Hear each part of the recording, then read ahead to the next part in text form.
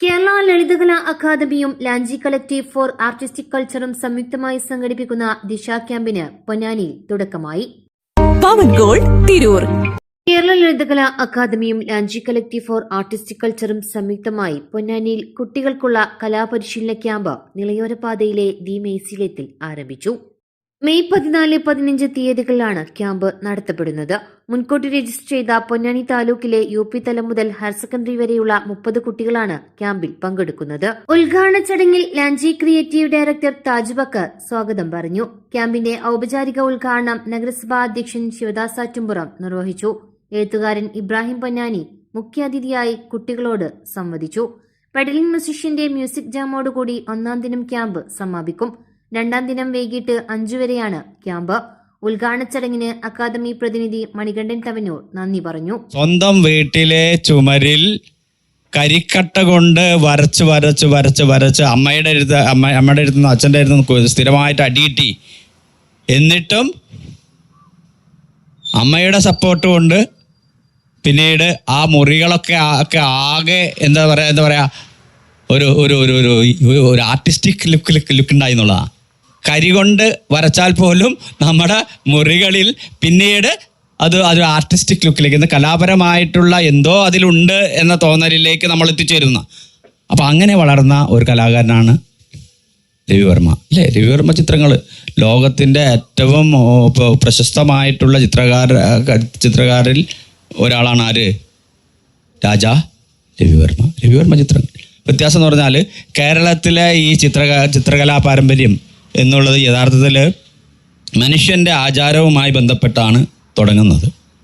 മതപരമായിട്ടുള്ള അതല്ലെങ്കിൽ അവൻ്റെ ഗോത്രപരമായിട്ടുള്ള ആചാരങ്ങളിൽ നിന്നും ആദ്യകാലത്ത് എക്യുപ്മെൻറ്റ്സ് ഉണ്ടായിരുന്നില്ല.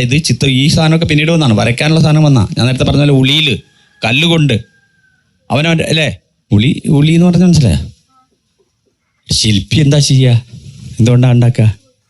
ഉളി കൊണ്ടാണ് ശില്പം തീർക്കുന്നത്. തൻ്റെ മനസ്സിലുള്ള മുഖമാണ് ദേവിയുടെ മുഖമായിട്ട് വരുന്നത്. അല്ലാതെ ദേവിക്ക് മുഖമില്ല. പല ക്ഷേത്രങ്ങളിലും പല മുഖങ്ങളാണ്. ശ്രദ്ധിച്ചിട്ടുണ്ടോ? നിങ്ങളെ ഓരോ ക്ഷേത്രത്തിൽ പോയി ആരാധനയുടെ ഭാഗമായിട്ട് നമ്മൾ തൊഴുമ്പോൾ അവിടെ ദേവിയുടെ ചിത്രം ഉണ്ടാവും അല്ലേ? നല്ല ചിലപ്പോൾ കളഭം തേച്ച് അല്ലെങ്കിൽ ഭസ്മം പുരട്ടി അതല്ലെങ്കിൽ നെയ്യഭിഷേകം ചെയ്ത് നല്ല ദേവിയെ കാണും. പക്ഷെ ആ ദേവിയെ തീർത്തത് ശില്പിയാണ്.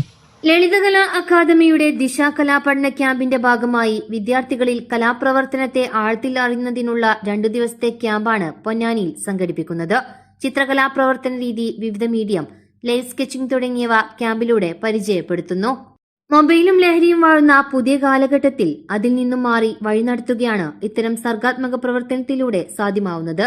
കലാസാംസ്കാരിക മേഖലയിലെ പ്രമുഖരായ പൊന്നാനിക്കാർ ക്യാമ്പിൽ കുട്ടികളോട് സംവദിക്കും. ഇത് കേരള ലളിതകലാ അക്കാദമിയുടെ ദിശ എന്ന് പറയുന്ന ഒരു ഔട്ട്റീച്ച് പ്രോഗ്രാമാണ്. അതിൻ്റെ ഭാഗമായിട്ടാണ് മുൻകൂട്ടി രജിസ്റ്റർ ചെയ്ത 30ഓളം കുട്ടികളെ ഈ ക്യാമ്പിൽ, പൊന്നാനി താലൂക്കിൻ്റെ വിവിധ ഭാഗങ്ങളിലുള്ള കുട്ടികളാണ് ഈ ക്യാമ്പിൽ പങ്കെടുക്കുന്നത്. സ്വാഭാവികമായിട്ടും പൊന്നാനിക്കൊരു വലിയ ചരിത്ര പ്രാധാന്യം ചിത്രകലയിലുണ്ട് എന്നുള്ളതാണ്. ഇപ്പോൾ നിങ്ങൾ കേട്ടിട്ടുണ്ടോ എന്ന് എനിക്കറിയില്ല. അതിലേറ്റവും പ്രധാനപ്പെട്ട ഒരാളാണ് ആർട്ടിസ്റ്റ് TK പത്മിനി എന്ന് പറയുന്നത്. പേര് ഓർത്തു വെക്കണം, ആർട്ടിസ്റ്റ് TK പത്മിനി.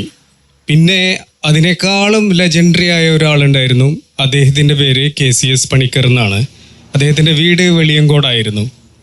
ഈ TK പത്മിനിയുടെ വീട് പഴയ പൊന്നാനി താലൂക്കിലെ കാലടി പഞ്ചായത്തിലെ കാടഞ്ചേരിയിലാണ് വീടുള്ളത്. പിന്നെ അതുപോലെ തന്നെ നമുക്കറിയുന്ന ആളുകളാണ് ആർട്ടിസ്റ്റ് നമ്പൂതിരി. കേട്ടിട്ടുണ്ട് ആർട്ടിസ്റ്റ് നമ്പൂതിരി? ഈ വട്ടംകുളം ഭാഗത്താണ് അദ്ദേഹത്തിൻ്റെ വീട് ആയിരുന്നത്. പിന്നെ പൊന്നാനിക്കാരനാണ്. AV ഹൈസ്കൂളിലാണ് ഇവരൊക്കെ പഠിച്ചത്. അതായത് ആർട്ടിസ്റ്റ് പത്മിനി ആയാലും നമ്പൂതിരിയൊക്കെ AV ഹൈസ്കൂളിൻ്റെ പ്രോഡക്റ്റ് കൂടിയാണ്. നമ്മളത് ആലോചിക്കേണ്ടതാണ്. KCS പണിക്കർ. പിന്നെ പുതിയ തലമുറയിലുള്ള ഒരുപാട് കലാകാരന്മാരുണ്ട്, പൊന്നാനി സംഭാവന ചെയ്ത ആളുകളുണ്ട്. ഇപ്പോൾ കഴിഞ്ഞ TK പത്മിനി അവാർഡ് കിട്ടിയ ഗോപിനാഥ് പൊറ്റേക്കാട് പൊന്നാനിക്കാരനാണ്. അങ്ങനെ ഒരുപാട് ആളുകളുടെ വേരുള്ളൊരു മണ്ണാണ്. അതോടൊപ്പം തന്നെ സാഹിത്യത്തെയും മറ്റു നാടകമായാലും സിനിമയായാലും പൊന്നാനി വലിയൊരു അടയാളപ്പെടുത്തലുടെ നാടാണ്. അതിൻ്റെ ഒരു പുതിയ തലമുറയിലുള്ള ആളുകളാണ് നിങ്ങൾ. നിങ്ങൾ ഈ ക്യാമ്പ് വളരെയധികം ഉപയോഗപ്പെടുത്തണം. നമുക്ക് ഇതുപോലെ ഒരുപാട് കൂടിച്ചേരലുകൾ ഉണ്ടാവണം, കലയെക്കുറിച്ച് സംസാരിക്കണം, അല്ലേ? നമ്മൾ ഇന്ന് മദ്യവും മയക്കുമരുന്നിനെ കുറിച്ചാണ് കൂടുതൽ കേൾക്കുന്നത്.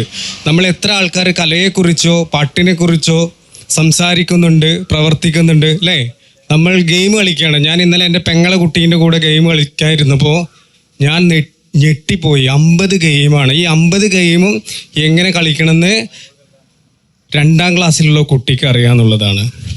അപ്പം നമ്മുടെ എനർജി, സമയം ഒക്കെ നമ്മൾ വേറെ രീതിയിൽ തിരിച്ചു വിട്ടുകൊണ്ടിരിക്കുന്ന ഒരു കാലഘട്ടത്തിൽ ഇങ്ങനെ ഇരുത്തം വളരെ പ്രധാനപ്പെട്ടതാണ്. അപ്പോ ടീച്ചർ കുടുംബസമേതം വരണം. ഓ ആയിക്കോട്ടെ.